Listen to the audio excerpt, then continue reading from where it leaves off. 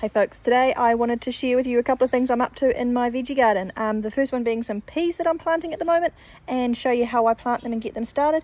And a little tip for those of you that don't have a greenhouse, or if like me you have a greenhouse but you actually want another convenient option instead of a greenhouse just for having a nice environment for getting seeds started, on how you can actually get them going, which in this case is, as you might see, a clear plastic storage container.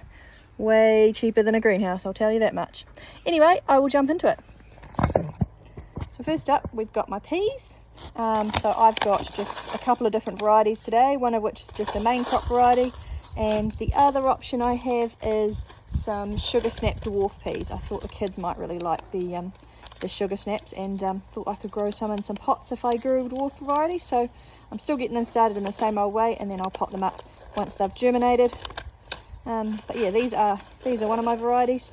So all I usually do is get a few seeds. I've got an ice cream container with, I think I've got 12 toilet rolls, which you'll see in one of my previous videos. I've filled each of them up most of the way with some moistened potting mix or seed raising mix if you prefer.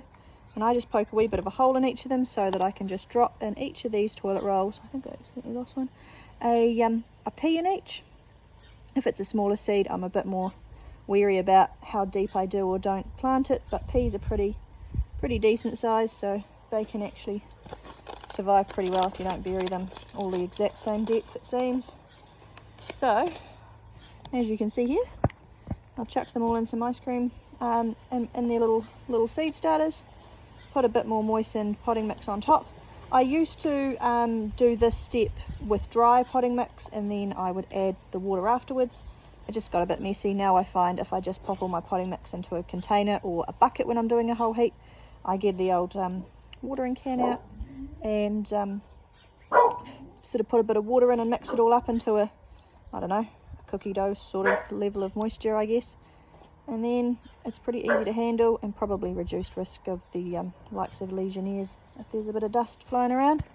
So yeah, there is my ice cream container full of peas. I've got a wee label because this is probably the biggest thing that I get caught out in, is forgetting what I'm growing. And I've got another container of them that I literally just did before this video. So I'll put my containers straight into my Tupperware container. In this case, I might just put these ones on top, because once they've germinated they'll be good to go anyway, so I'll be able to move them about. I've also got a few other things I'm growing. We're in sort of just out of sort of summer, early autumn now, so I've got some peas. I'm trying sweet peas this year. I'm attempting cuttings of petunia, and the other vegetables are just some brassicas that I've got going in here. So literally all I do is chuck my lid on.